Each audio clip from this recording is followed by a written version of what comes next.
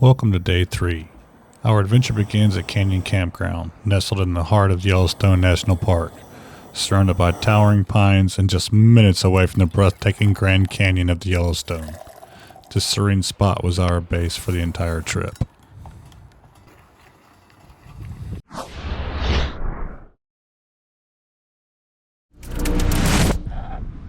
We got some bison just walking right down the middle of the road.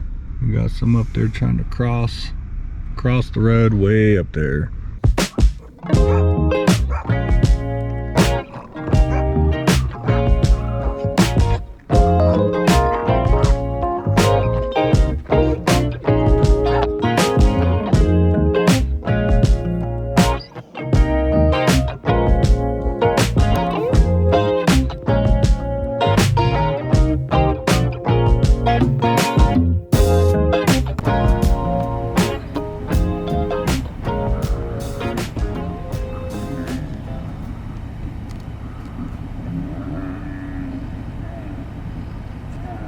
From Canyon, we set out on a stunning drive toward Lamar Valley, often called the Serengeti of North America.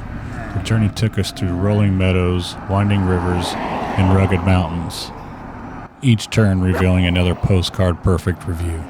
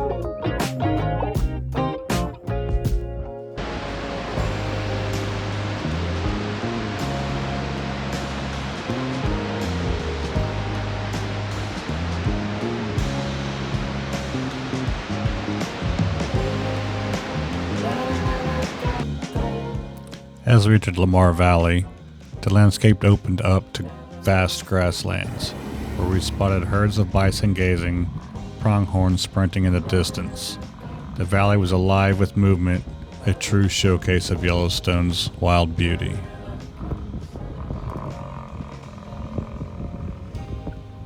After soaking in the sights in Lamar, we continued west toward Mammoth Hot Springs. The drive was nothing short of spectacular, with rugged cliffs, winding rivers, and the occasional roadside wildlife encounter keeping us in awe.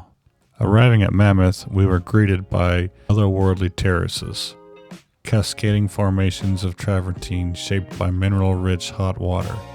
Steam rose from the bubbling springs as we wandered the boardwalks, marveling at the intricate patterns and vivid colors created over centuries.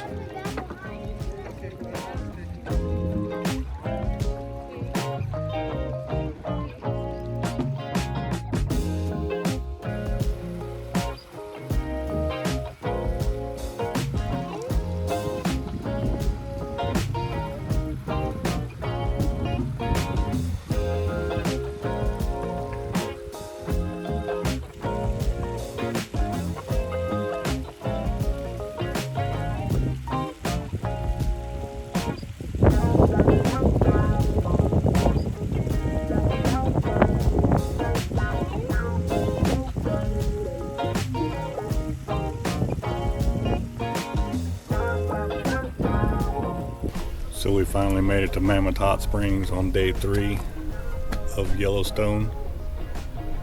and they're about to have some kind of wildlife exhibit out here in about a couple minutes. Maybe it's already started. Let's go see. Okay, question for the group. Has anybody seen anything while they've been in Yellowstone that people were doing that was unsafe? Way out of Uh-oh. off the cliff. All right. Very unsafe. Somebody was trying to pet the fluffy cow kind of thing. Pet the fluffy Yeah, cow? it was really close. He was walking right up. I went by, I said, that's a great way to die, is what I said to him. All right. Anybody over here see anybody doing anything unsafe yet? Walking off trail by hot springs. Walking up trail by hot springs. Yes, people do that as well. I've personally seen people 20 feet away from a bear. They'll hop out of their cars and approach the wildlife on the side of the road. Not a safe thing to do. So what is a safe distance to be away from wildlife? So there's different distances, minimum distances, depending on what kind of animal it is. So for wolves and bears, how far away do you think you need to be? 25 meters. Ooh, Yeah. close. Keep that distance in your head, and I'll ask the next question, and then you can answer. Okay. 100 yards. 100 yards, yeah, or 300 feet. So 100 yards is about from where we're standing to the hotel. So the reason we want to give these animals so much space is because we want to keep them wild. And interact with the natural environment with as little human intervention as possible. What about elk, bison, coyotes? How far away should we be from those animals? Go ahead. 25 meters, yeah, 25 yards approximately, 75 feet. So, will anybody volunteer to be a bison for me? Yeah, come on in. You've got a bison too, you can bring it with if you want. Okay, so, I want you to go down this way as far as you think you should be away from a bison. So what's a safe distance to be away from a bison?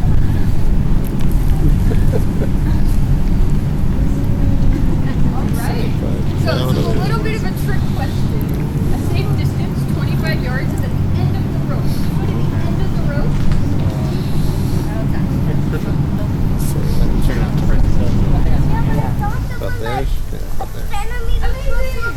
So this is 25 yards. This is the minimum distance you should be from bison, elk, deer, coyotes, anything that's not a wolf or a bear. All right, come on back, bison. Thank you. Oh, he's charging. Give it a hand for our bison. Thank you. Great job. Let's talk about some behaviors you might see for these animals that are warning signs. So let's talk about people first. What are some things that people do that they might show you to show that they are frustrated? So for example, I might cross my arms if I'm frustrated. What are some things that people might do as well? Spray like a bear. Maybe, yeah. Facial expressions. They show expressions, yeah. They turn away. Mm-hmm. What else might someone do if they're mad or frustrated? Shouting. Yeah, stopping. Screaming, shouting, crying. Screaming and shouting, definitely, yep. You might sigh. Animals do these things too. If you are close enough to an animal to see these warning signs, then you're probably too close. But let's just discuss some of these warning signs. We'll start with bears. This is a bear I have here. If a bear is frustrated, it might stomp on the ground, it might start making puffy noises. My try to steal some honey with me. It might, yeah. Well, we're going to talk about feeding wildlife in a little bit, so keep that in mind. It might start swinging its head back and forth and start vocalizing. With a tail. Sorry? You might walk you with a tail. Their tails are teeny, teeny, tiny. No, so they went to definitely don't want to be that close. When bears are ready to charge, they will put their head really close to the ground. Their ears will be back. They will charge close to the ground. If charge. Their head will be up, their ears will be up. You're not gonna know whether it's a wolf charge or not until it's too late. So maybe don't stick around to find out. Maybe don't be close enough to find out whether it's a wolf charge or a real charge. After seeing some of the sights in Mammoth Hot Springs, we headed out to the Mammoth Hot Springs entrance so we could get our pictures taken in front of the iconic arches. And here we used the Bring Fido app to find a place that was pet friendly to go eat with our dogs. This led us to the Wonderland Cafe and Lodge, and that's where we had lunch.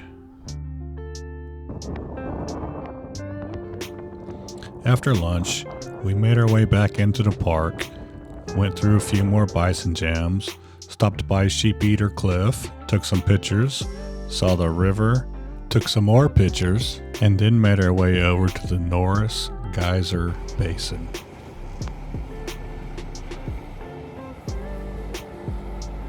Pretty. Which, by the way, is the most beautiful sights we had seen so far in the park.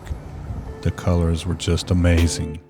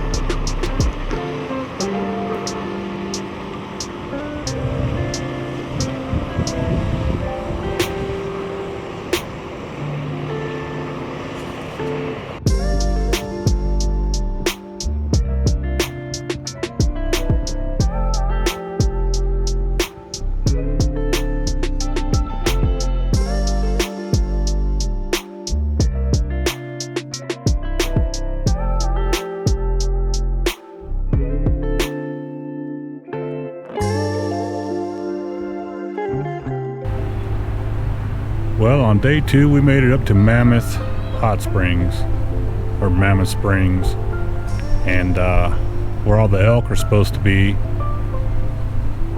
and we didn't see not one elk. Leave it to us. It would just be our luck that the day we make it up there, there is no elk up there, period. I mean, period. So now we're back here at camp. Got the generator fired up, trying to charge up some batteries, and batteries only down to 50%, and they haven't been on charge since Monday morning when we left. So they're doing pretty good. 51%, I guess. So, but anyway, so getting ready to do some cleanup around here with some of our dirty clothes and whatnot, and of course we're gonna make some fajitas, because we don't ever go camping without fajitas. It's gonna be fajitas for 4, because we do have my brother-in-law and sister-in-law here with us camping. They're actually across, right over there across the road, and they're GeoPro. They have a 19 BH when we have a 15 TB, so theirs is just a little bit bigger than ours. But anyway, we'll check back in with you later.